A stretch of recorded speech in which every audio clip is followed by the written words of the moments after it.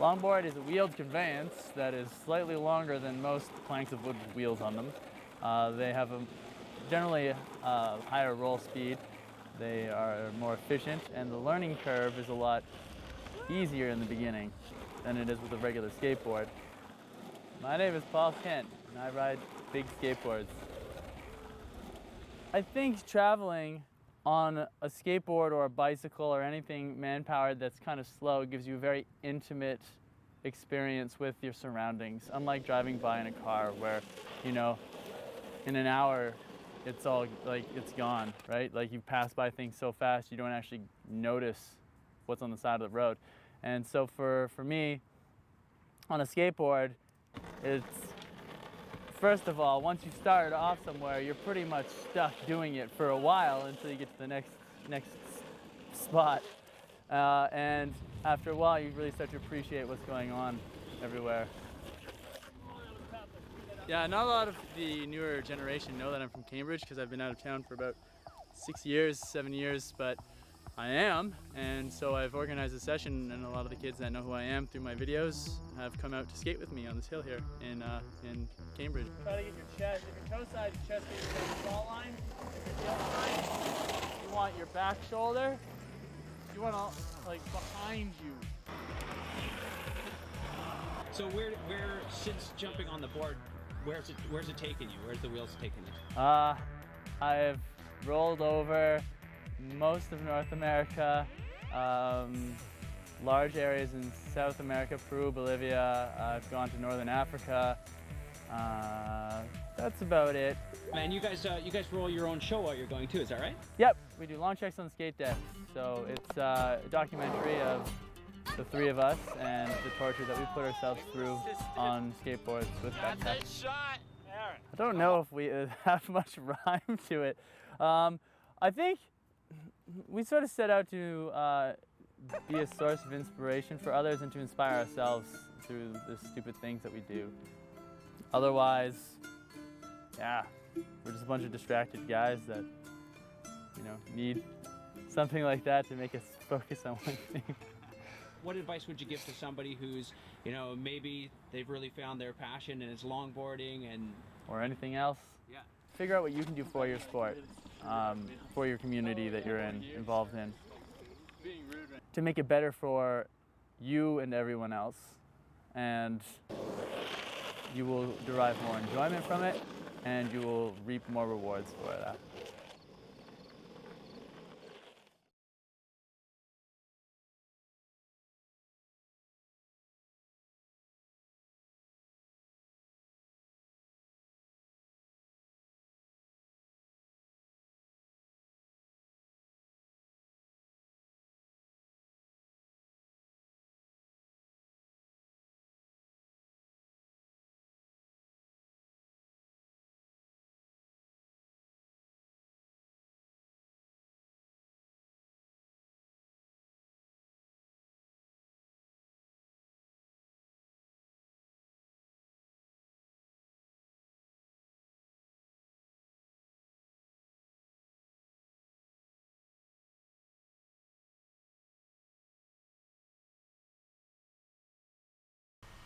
Good point. Good point. Good point. Gotta do that. Good stuff. Thanks for coming, guys. Appreciate it. So this is Paul Kent. A quick picture of him. Just gonna be waiting for him just a little bit, 5 minutes or so. He's gonna be joining us. He's just dealing with his setup and his kids and stuff. Just throw through some pictures here. There's him with his kid. Quite a few years ago, but it was in the newspaper. Some really cool pictures of him. One of the speedboard races in Maryhill Loops Road. It's in Washington. It's a great place. Lots of awesome riding. Check it out, Maryhill Loops Road. It's a really nice road for anything cinematography as well too. They do like car commercials and bikes and stuff like that. It's all closed off for a museum.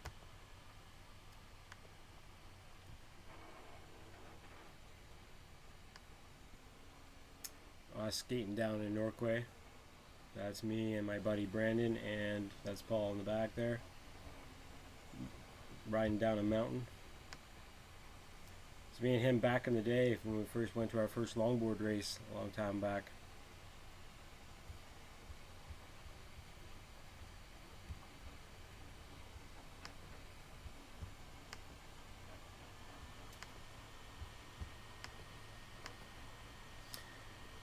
It's another event we do every October long weekend, Thanksgiving long weekend. We do our Push for the Cure. Been going on for like 14 years. He joined us one year. I've been doing it almost every year since the beginning. And yeah, so we do Hope to Vancouver in a 3-day push. It's over 300 kilometers, or roughly 300 kilometers. Good times.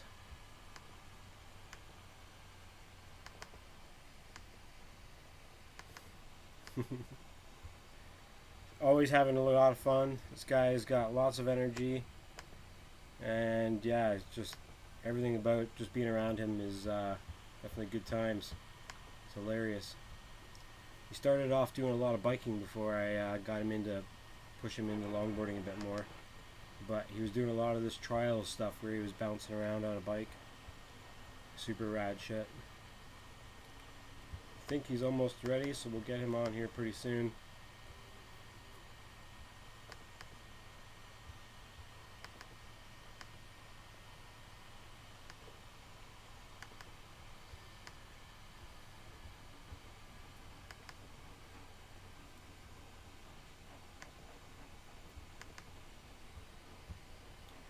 Bunch of diehards.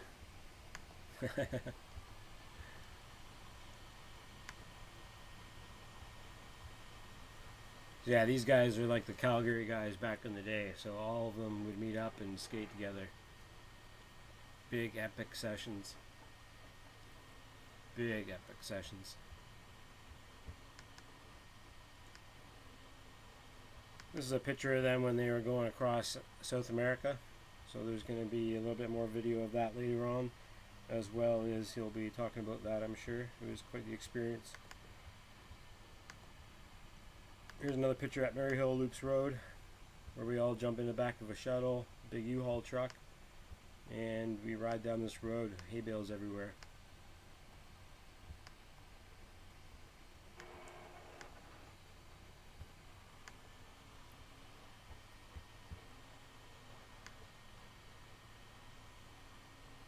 So he's done many push races. He's also, I believe he's still a world record champion. Yeah, so I think he's retired right now. He's not skating as much, but he has moved on to other things, which again is something we're going to talk about. And yeah, he's definitely pushed the limits and done a lot of crazy touring around on his board.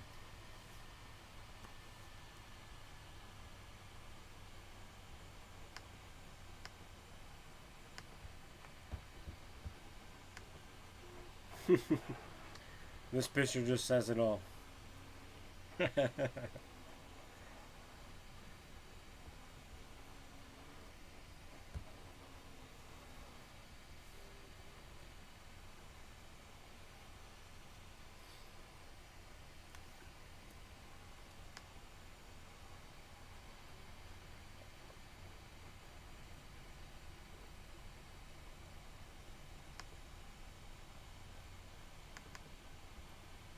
We'll just throw this clip on here now.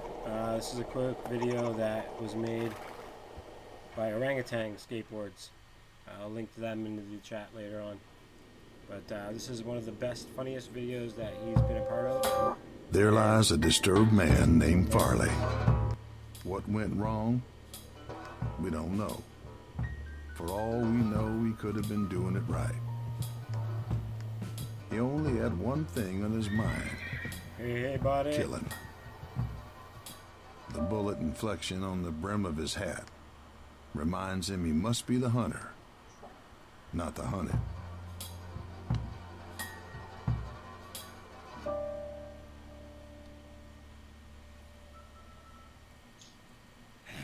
Take your time. We're just playing this quick video before you get set up. The Pascapoo kid?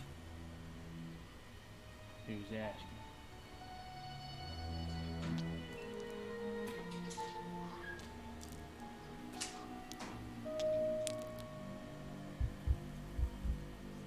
Boy, you Can gonna you hear done me? dead for the Yeah, I can hear ya. last time.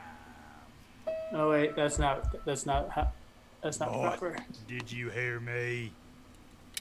There we You go. done dead for the last Excuse. time. And Boy, you best be getting on.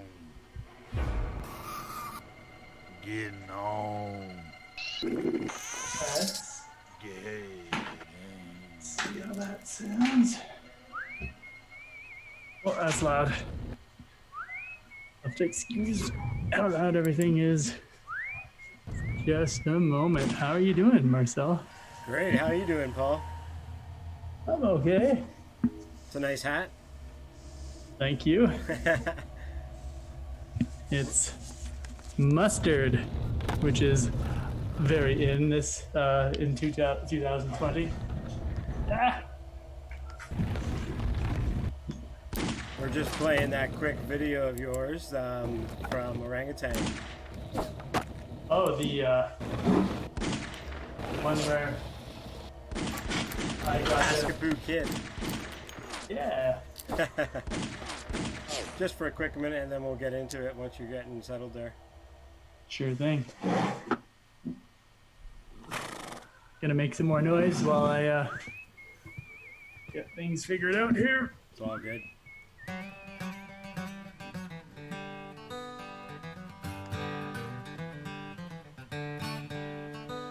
Something happened to the kid that day. Skating well out of Farley's range, the kid just kept on skating in some kind of a fixed trance. Like a 25-year-old routine of coming home from work and plopping in front of the TV. Wrongly satisfying and hard to break. So that's Jerry Buckner speaking. Nice. He actually does like the GM commercials and stuff. Wow. With his slain horse in his mind, he set off skating to put death behind him. With time, bad memories can become numb, but Beautiful still linger location. like a midnight deposit without a fan. As the sun set, the mountains showed their true folds. The kid had been pushing for over 5 years. The pounding of his foot on the ground was the surge of his heartbeat. He was now a machine, and he liked it. My toe hurts now. Hello? Still works. Drifting out of one day dream to the next. Miles mellowed away. He knew he was being followed and kept his gun close. He wanted to wear out his predator. Run him to the grave, as the kid would say. Make his lungs How many burn days did it and fill take to with shoot blood this? from exhaustion. Okay, that's framed a little high, but whatever. Yeah. Waking up in a fiery sky of mangled silhouetted figures. There's a way I can shoot. He moved through beautiful scenery like a routine. The scenery was a part of him. The smell, the dirt, the effects of the environment around him. He was vulnerable. He had become an animal and never felt so alive.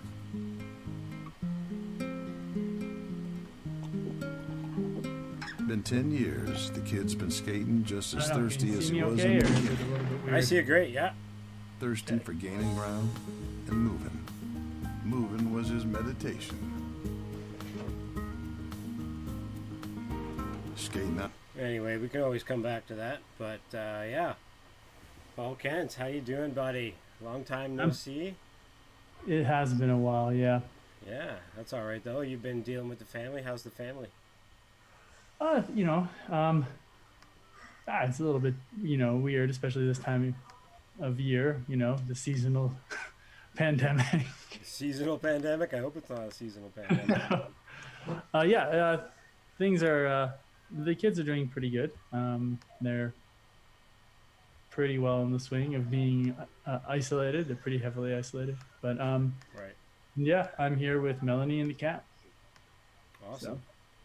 Awesome. I don't think I've ever met Melanie yet, but in Not time? yet. She's last time we were in Vancouver. She was busy, and when we met up, we went That's to right. the Yeah, stoop. that's right. That's right. Yeah. So I guess some people on the chat here definitely don't know who you are.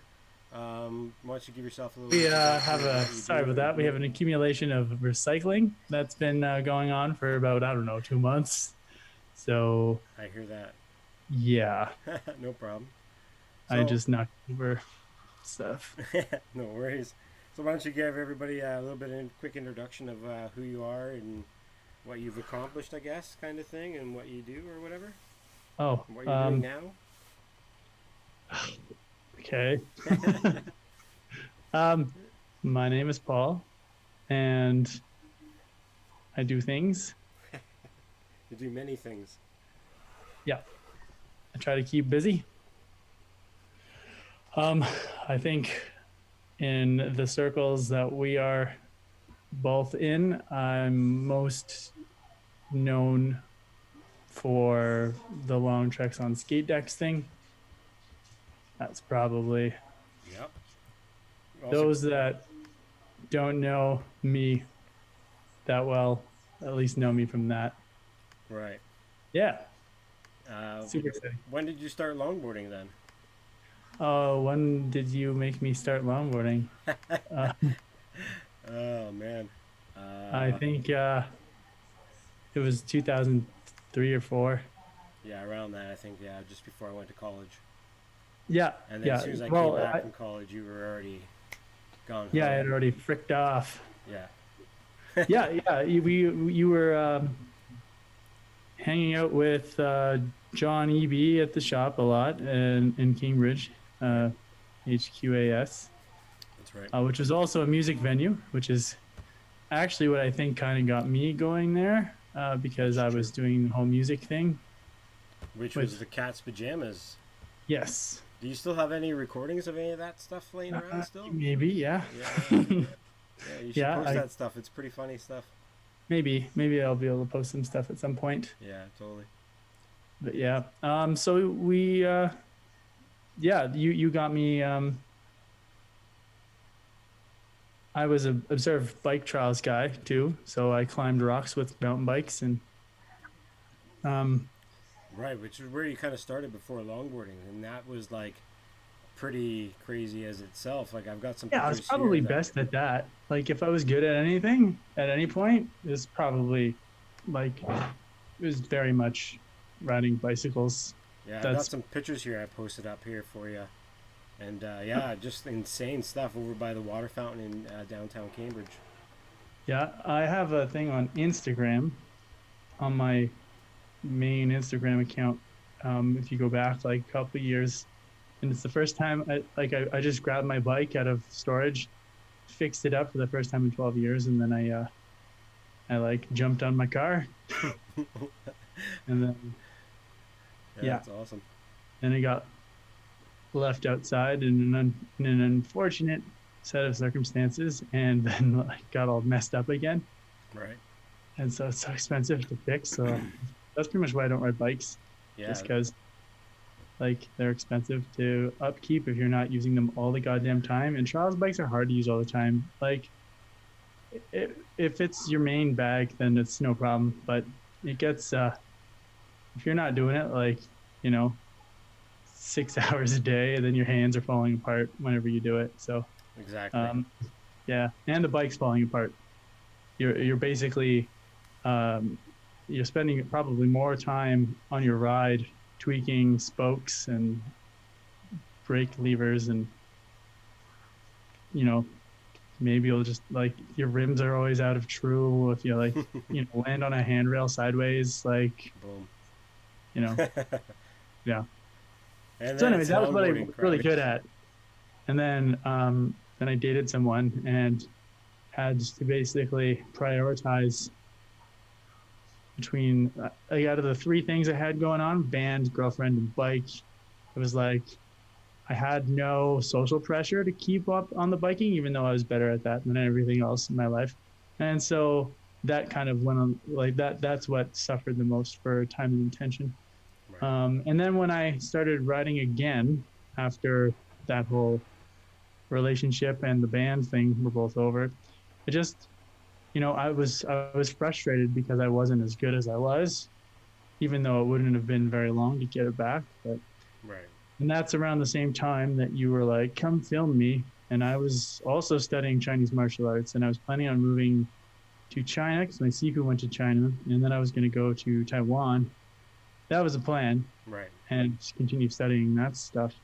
And then I told you I didn't want a longboard because it would jeopardize my plans of going to China. And then I rode the board because I had to in order to do the follow cam shot of you going down the hill in the middle of the night with ISO 8 bajillion. And so the shot wasn't doable anyway, but whatever. And we went for it. And at the end of that, I was like, fuck you, Marcel. Yeah. Now I'm going to China. I should have prepared that video. I moved out west like the next, probably 8 months later. And I'd already done my first Danger Bay by then. Yeah. And got a Jim it wasn't good. Like I couldn't turn left. I learned how to turn left, which is toe side for me, which is like I'm goofy, so mostly. And okay, I'm a lot more goofy when it comes to going down hills. But and then I learned how to turn left like the day before Danger Bay, and it worked out because I actually it rained, so that was good. And I had been skating all winter because that's the only time I had to skate in my life up until that point. Especially and then arcades with you, and then just bombing concession in Maine with traffic, with a bit of ice here and there, and and then I on a DH race. Right. I had that Urban Assault, and then I bought that DH race right friggin' away. Yeah. And then I got actually the first two boards were, I also when I got the Urban Assault, I also ordered a Wedge Flex from Rocky. Yeah, Rocky. Hell yeah. Not watching this, but I'm sure he'll watch in the future. Yeah. I'm sure his YouTube, he'll search it and he'll be like, what the hell? Doesn't matter. Rocky needs to be plugged. Yeah, totally. Yeah. Right on. So, what kind of boards are you still riding? Are you still riding? Still skating a bit? Yeah, I'm doing a bit. Now, I broke my ankle pretty good, and I was rushing to get to do a race called the Scram, which was planned to be a race across the continent. Wow. And then... I think I remember hearing about this. Yeah, but obviously it's not happening for two reasons. The first is that the insurance was tricky. Right. So that was a couple of us got a message from the organizer, Jack Smith, who is the first person to skateboard across the country. He skateboarded across the United States probably 40 times. Legendary. And yeah, we're talking right back in the 70s and stuff. Sorry, Jack, if I'm off by a few years, if it's late 60s or whatever, I'm sorry, I forget. I'm reading too much right now, but not enough paper. But anyway, so yeah, he let us know kind of before he announced it publicly, and then the beer bug got out, the corona. Yeah. And the beer bug, I like it. Yeah. That's trademark this guy. Yeah, and then after that, that was sort of it. And so I was working pretty hard at getting rehabilitated, but since that's happened, I've kind of just been focusing on doing a bunch of video stuff. I've been helping my girlfriend, who is a professor of political science at the University of Calgary. Right. And I've been helping her get her course load online. Well, I was until the term was over. And it looks like I might be helping her do the same thing for the entire fall term. Wow. So that's cool. A lot of pro bono work. And and I'm doing a video series with two other notable OG longboarders, Aaron Christensen and Noah Weshy. Yeah. We're doing machinist news podcast, and kind of like a general purpose machining show, which will be coming later on, which will be kind of modeled around more like a top gear sort of thing, where we hoon the crap out of these machines. We'll dub like the sportier CNC machines, and we're gonna redline them. That's so cool, man. Yeah, I'm looking forward to seeing that. So you got Yeah, it'll be yourself a fun when drone we get now, to too. that. We got some fun stuff planned for Halloween. We're gonna be Halloween's gonna be fun because I think the plan is we're gonna buy pumpkins, then we're gonna take them to a company that does like laser mapping, and we're gonna map the pumpkins in 3D, and then we're gonna draft our pumpkin designs onto the pumpkin models, and then we're gonna throw them into like an MX520 PC4, which is like a crazy. It's like $750,000 piece of equipment, and we're gonna machine our pumpkins with it and destroy its coolant reservoir. And then a few stupid things like that, and then the plan is to go travel around and wreck other people's machines. So. Yeah, it's awesome. I was watching the first video you guys put out. Looking forward to seeing more. It's gonna be sick, man. Yeah, if you want, you can share the screen and do a quick share of that video if you have it on your file or whatever. But if not, you can link it or whatever. Oh, sure. There's like a share screen type thing there. Yeah, I can try that. I don't have my mouse connected, so I actually have to walk right up here. First thing I'll do is I will adjust this a little more. I'm not happy with where it was, and then share screen, eh? Select the share screen, Marcel. If I just bring it up, should I just bring it up on YouTube? Sorry? Should I just bring it up on YouTube? Yeah, you can bring it up on YouTube at like lower than 720p, I think, and then it should be fine. I don't know if you'll be able to hear it, but okay, let's share a screen here.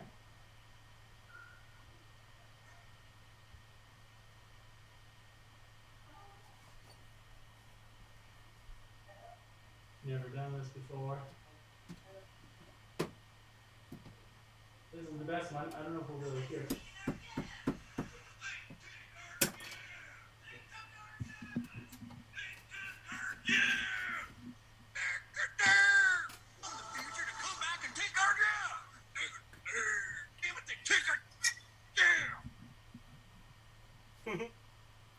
So that's a robot taking a robot operator job. Just in case that wasn't clear. That was hilarious.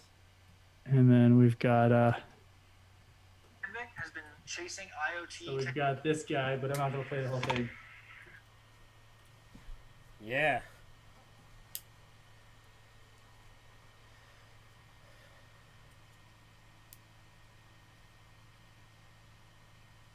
It'd be fun to have Aaron on here one day.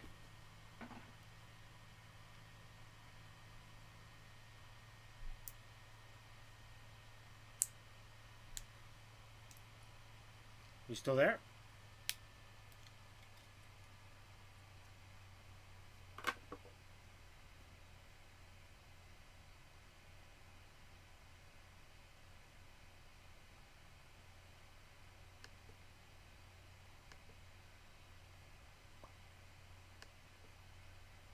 Hello? Hello?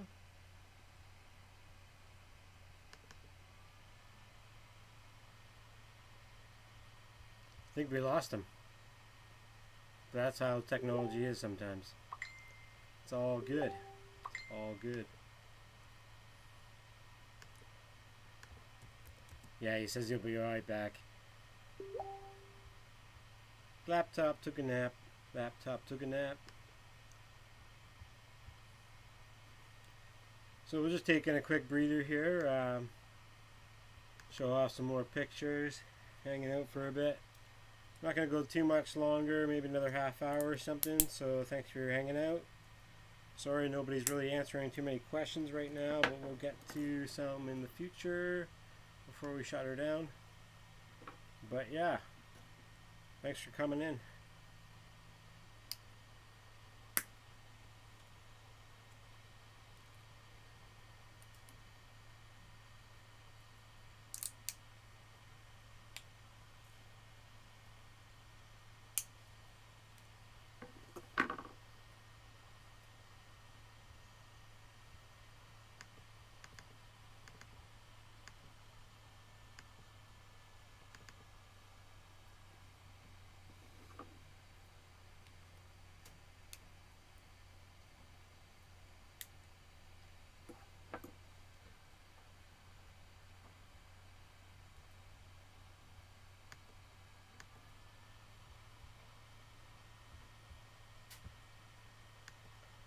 And we're back, we're back. Again, we're back, and we're back, and we're back.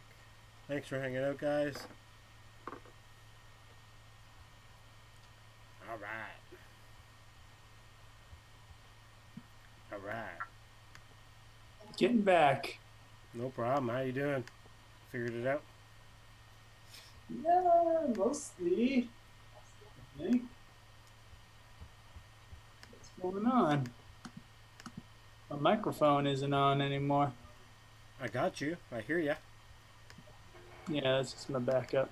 Oh. So I will fix it. In a second. I'll wait. So anyways, yeah, that's it. And then there's the news program that we do. And we have the next one coming out hopefully tomorrow. Here, I'll move back over here. Probably knock down a bunch of stuff. Normally we do our video in 2 other areas of the house, but today we're doing it from the foyer. Yeah, I've been changing out my studio area a little bit too, but don't have a lot of options in my area. So you're asking for what boards I'm riding. To my right, I have that's a dark side with the bakeries and some pianos, some orangutans. And I've got the Morocco board, which is kind of my winter beater nowadays, and got my race one in here. And You want to show them off a bit? I still ride the Morocco. You want to show them off a bit? Here, yeah, I'll boost my volume here in just a second. Just 2 things off, and then on again. Because my computer is being lazy.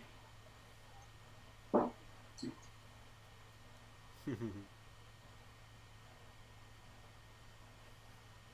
is freaking shit together.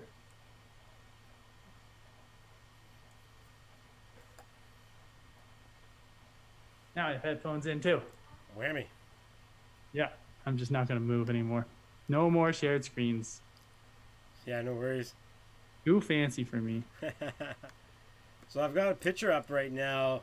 I don't know if you'll probably remember it. It's a picture of you at your old apartment where I stayed for a while, and you're holding up a sign that says "Pro Rider pushing Calgary to Vancouver."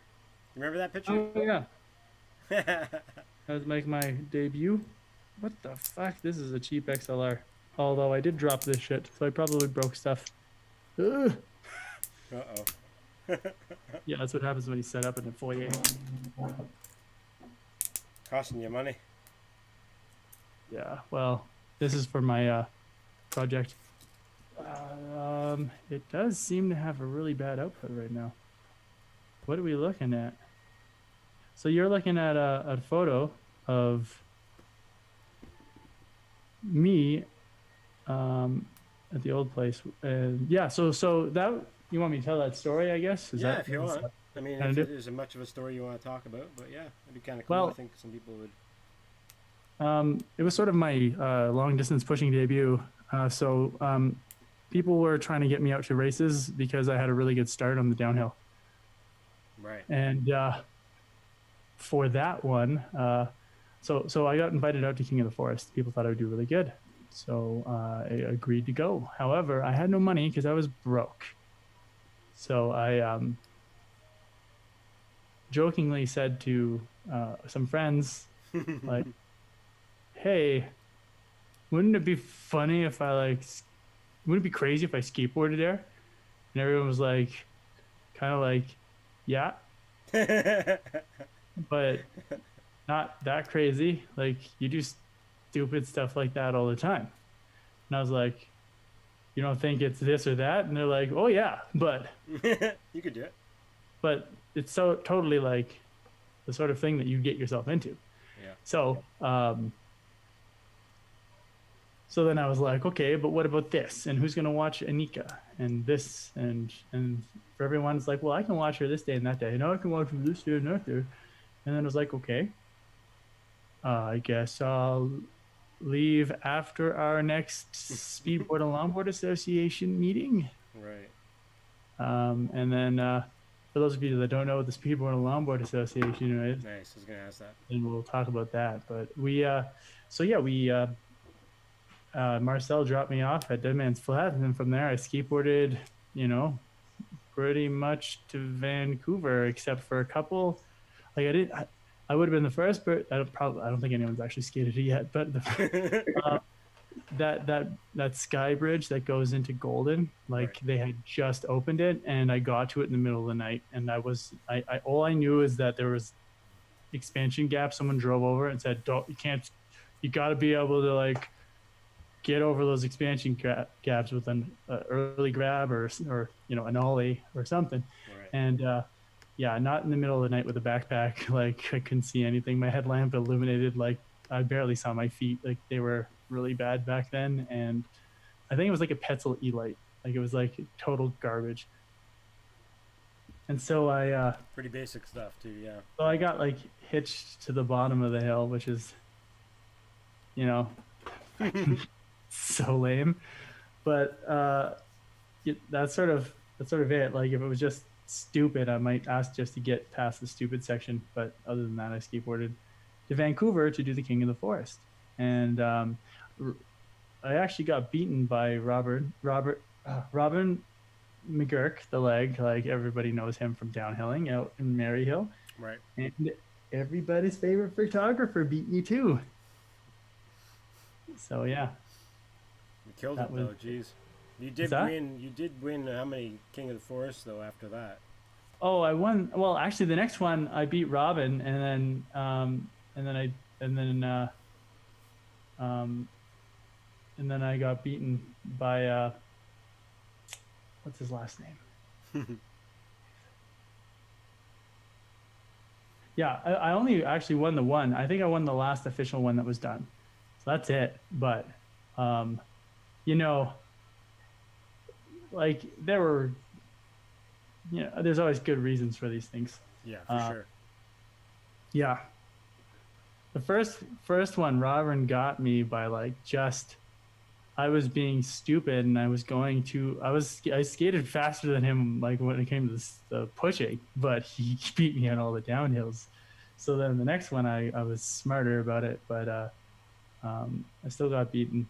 And then the third one, like I had shifted my focus over to pushing, and like it would have been pretty tough to beat me on that one, I think, because Yeah.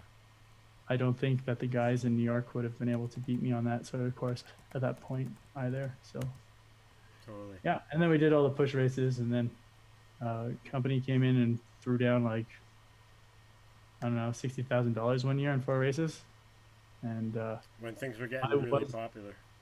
yeah, I was the winningest rider out of that by a smidgen. Wow. Mainly because Jeff Vine was less consistent on the losses than I was, because I only lost second place. I never got a third. So that was basically what did it. Other than that, we would have been tied. He had a third and I had an extra second. So, Jeez, eh? but he's very talented. But I also I was able to, on the ultra long game, I was able to best him quite a lot at the Chief Liga.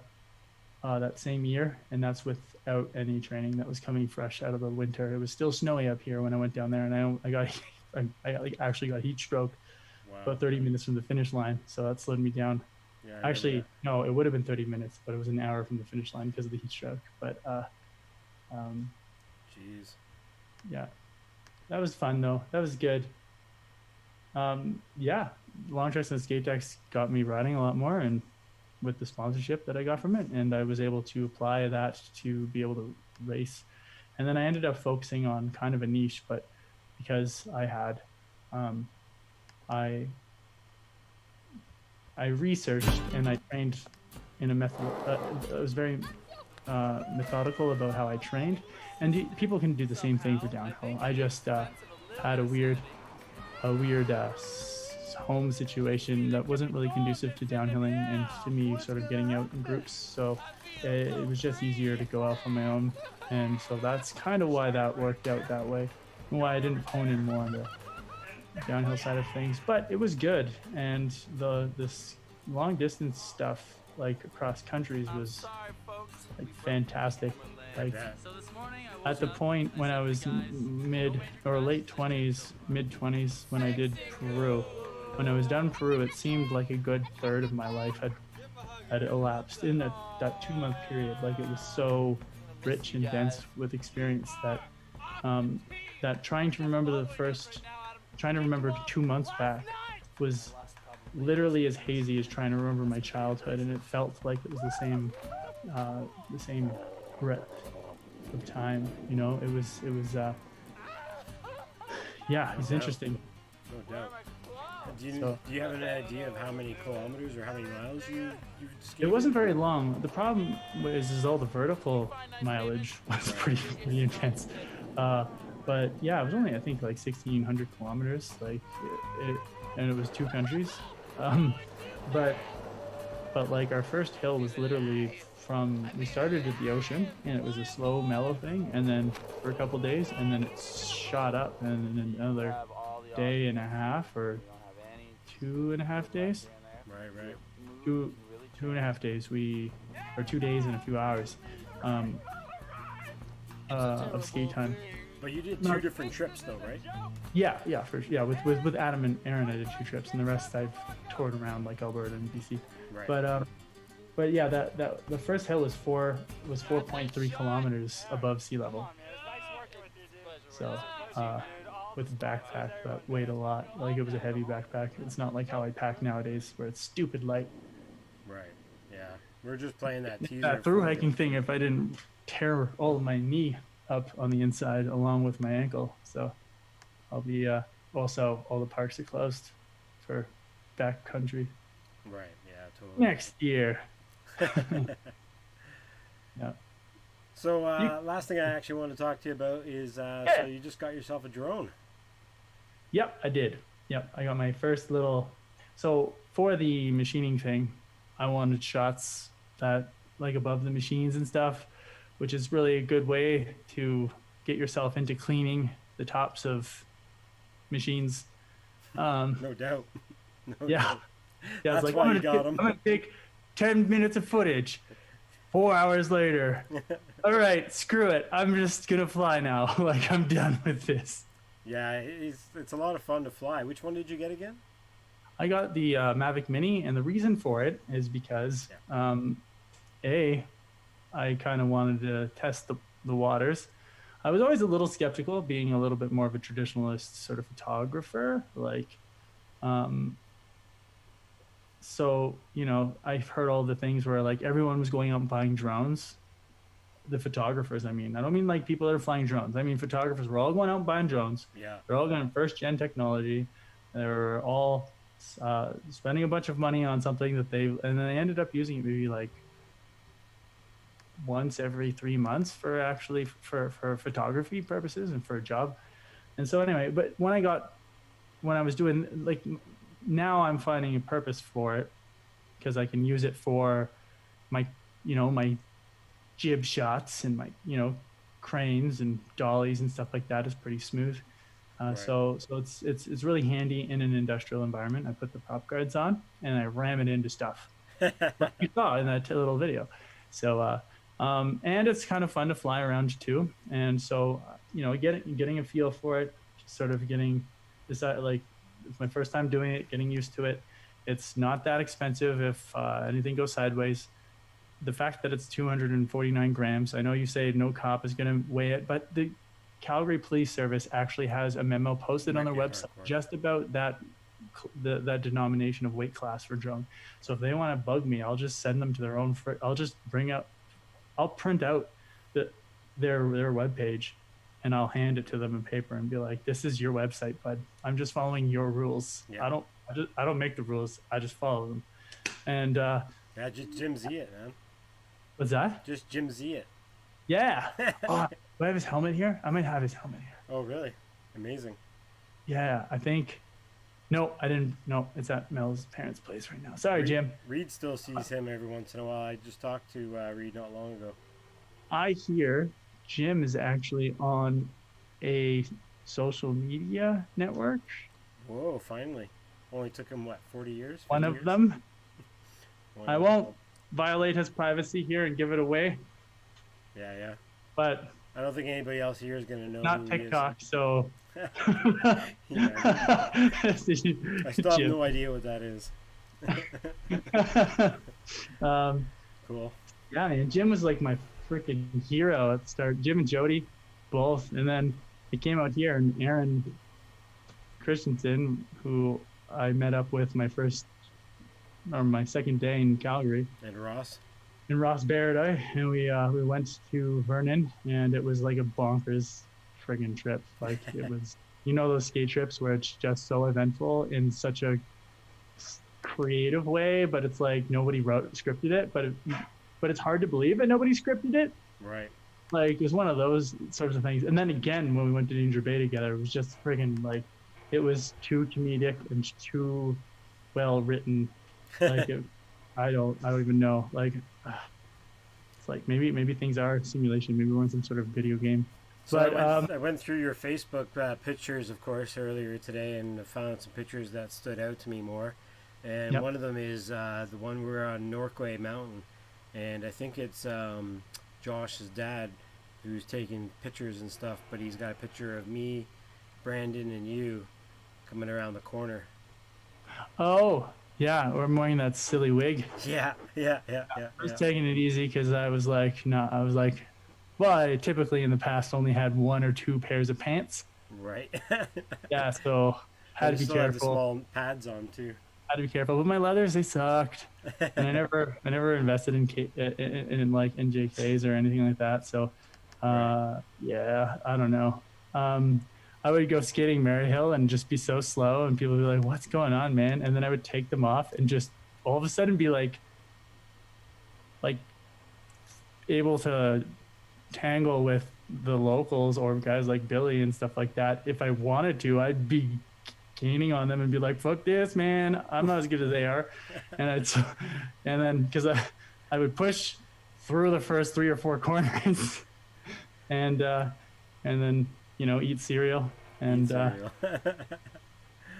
it's always way faster when you're just wearing like a sleeveless shirt, right? Oh yeah, when you're more comfortable. Faster.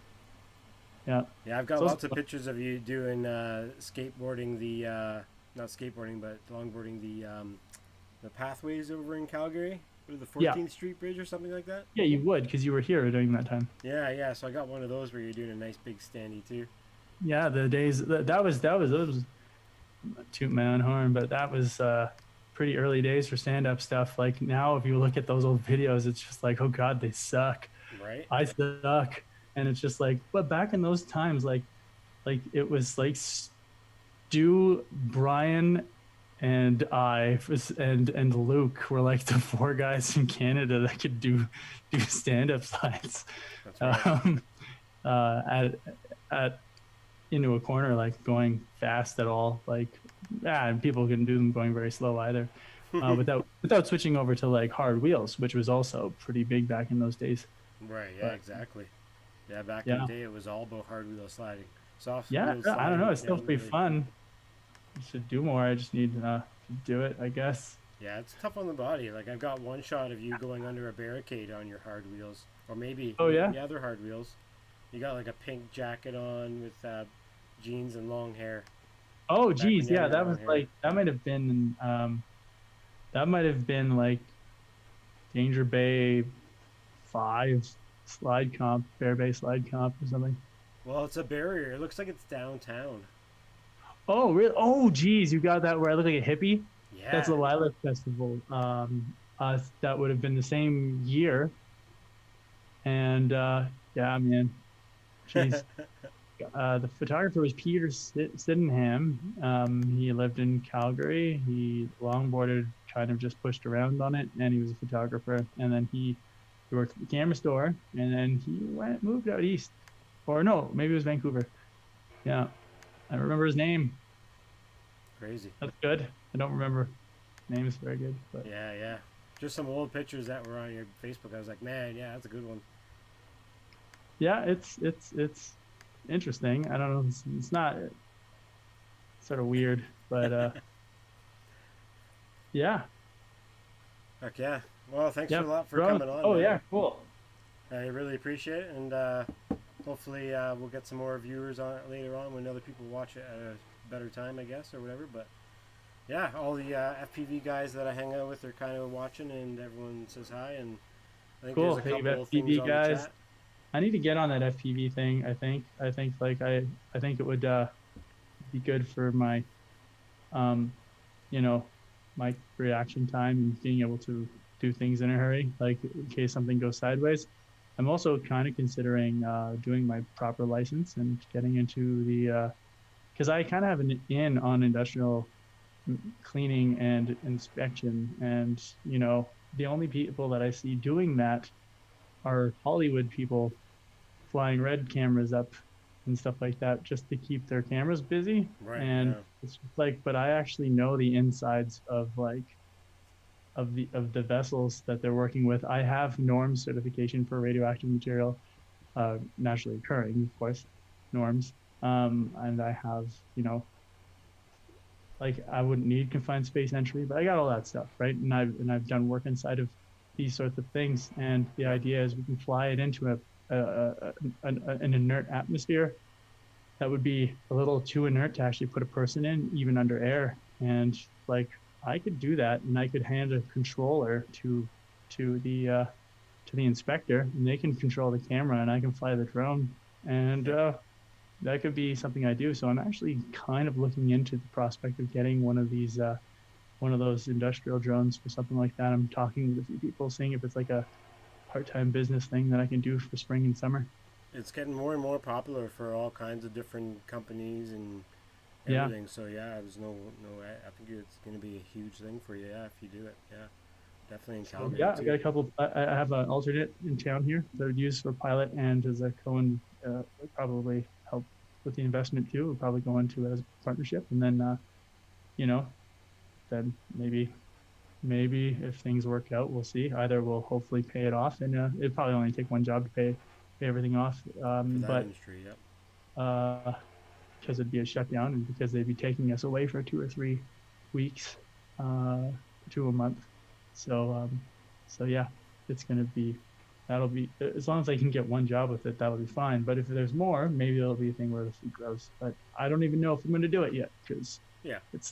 it's not a cheap, it's not an expensive business, but it's not inexpensive when you're looking at like I know plus what you mean, though. Yeah, over it definitely 10 takes a grand lot of or- dedication. If you're going to do it, you really have to put all your focus on it. Yeah. And it Well, takes a the lot thing of is, your you time. have to hustle, and you have to make sure you have the jobs, right? Yeah. But I'm in a good, like I'm kind of in a nepotistic sort of position where the people that I worked with would be the ones that would bring it in, and for me. So I have. It's really good to leave on good terms when you're leaving a job if you can. Make you want to leave where they want you back. They don't even care if it's only for a day of the year. They will do whatever. Like that's how you want to be when you leave a job. And that way, if something like this comes up, then you can be like, hey, do you want to hang out over the shutdown? Get me in. And then who knows, if you don't have enough people driving the semi-vac and I'm not flying, I can use a semi-vac. So I can drive at 18 speed. So That's crazy. I still have never done that. That's too much machine. Too many Oh no, wheels. it's not that bad. It just your spatial thing is sort of weird, but you get used to it. You just gotta use the force. You're driving and there's things on the other side, and you just gotta kind of not look at anything and just kind of zone out with your eyes and just let the force guide you. Works every time. I've never had a problem. I'm working on building the force right now. Yeah. You see my R2DT, right? Oh, let's see it. Getting bigger and bigger.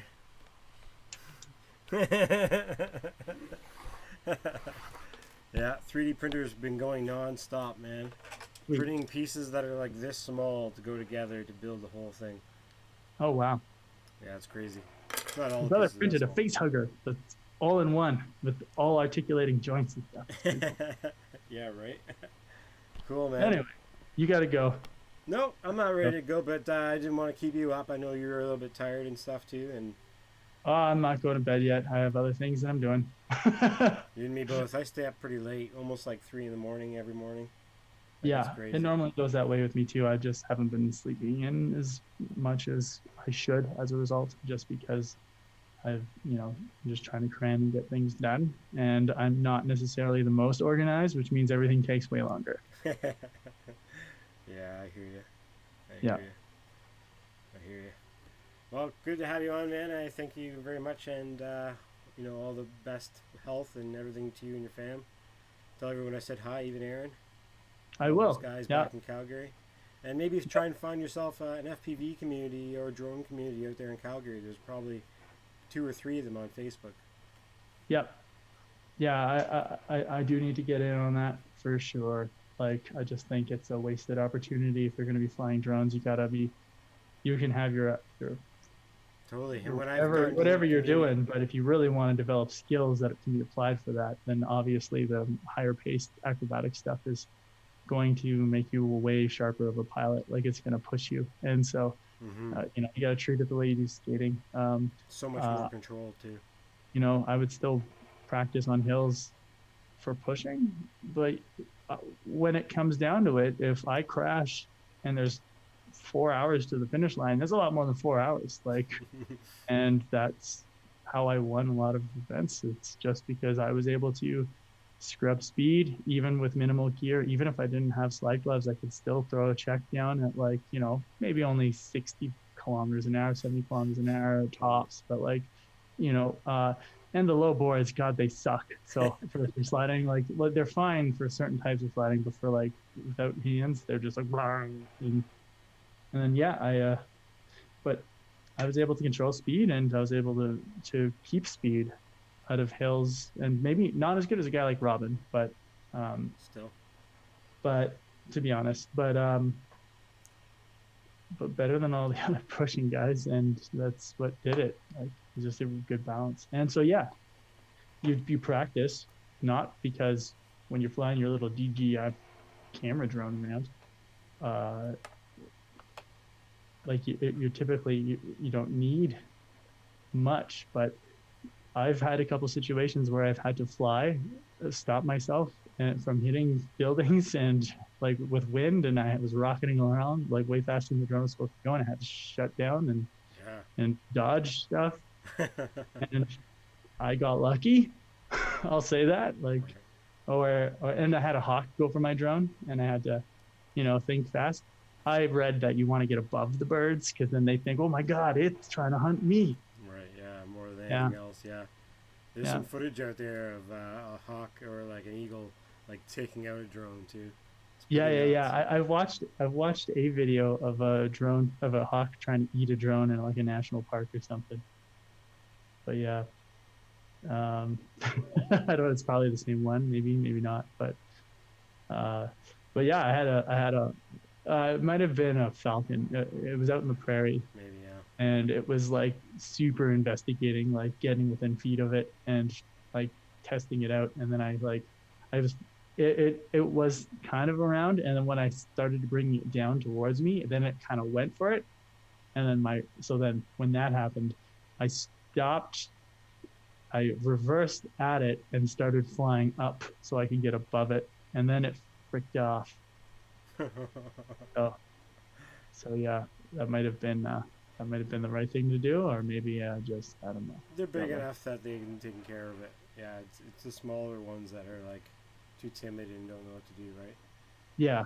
Well, like I don't think that it would have caused much damage to the thing, to be honest. I think that for the most part, you know, like they're not gonna drop it out of the sky.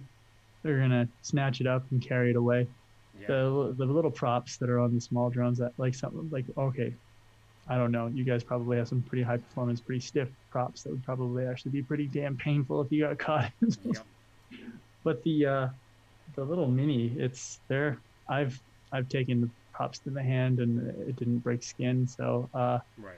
Yeah, that's what they're good so for so sure. these birds could grab it, but and it wouldn't they wouldn't need to drop it. And even if they did, it probably would figure itself out. But Yeah, yeah. they normally carry it somewhere and set it down. So as long as they set it down on the ground, they don't set it down somewhere stupid high where you can't get to it. Right. Then I think it'll work out anyway. But it's also fun to play with bird psychology. I don't know about you guys, but I'm super fascinated by birds and the way that they think. So Crazy. I have a pair of geese living outside my house. It's like the best thing ever. Wow. They hate everyone, but they're cool with me because I started getting close to them with the camera over my face with 70 to 200 Canon lens, which is the same colors as Canadian geese. And so I had this big thing covering my face and this beak that was geese color.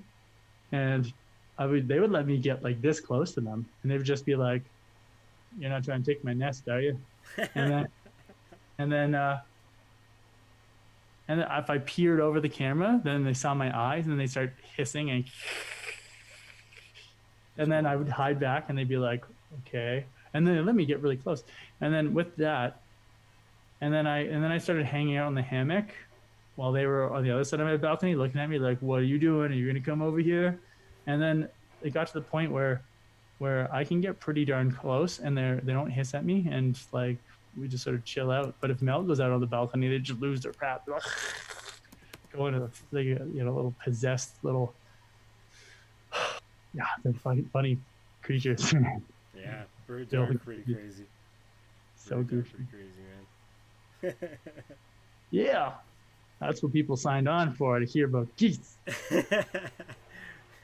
You still uploading content to your Fuzzy Deer YouTube account, or is it use anything else to? I upload changed content? the URL. I just took it out. Now I didn't even realize it was Fuzzy Deer. I tried to change it to like something that fit with my, more current brand, Yeah, yeah. but it wouldn't let me. It only lets me do like social media handles from the 2006, like 2007. That's YouTube still thinks that's where I am. So, it's not giving me the option to change it yet. But I'm hoping that it does because I changed all of the things that it mirrors, that it checks. Right. So hopefully, it'll let me do like Pascaboo Kid with that video. That's sort of what. Just so people know, everyone's always like so freaking shocked by Pascapoo, but it like most of you guys, because you're all coasties, probably know if you haven't been to the race. But Right. Pascapoo oh shoot, what's the proper pronunciation? It's an anglicized word for the I believe for the land that's right there. For like there's a geological formation that causes the hill that it makes COP, Canada Olympic Park, Right. I from remember the this. 88 Olympic Games, is where we hosted the 88 Games here in Canada. And anyway, it's a it's a Blackfoot term. I wrote an essay on it a little while back, basically, but I forget what I wrote. But yeah, and so with the Olympics, they changed Pascapoo Greens, which was the name of the park there, to Canada Olympic Park. And so, to honor what it was known as before that, and in a somewhat probably misguided attempt at honoring, First Nations in the area, because we used the kind of the cowboy name for it, or the Right. but nonetheless, we named the race the Pasco Downhill Rodeo, and I was one of the people that organized it. Aaron Christensen was kind of the lead.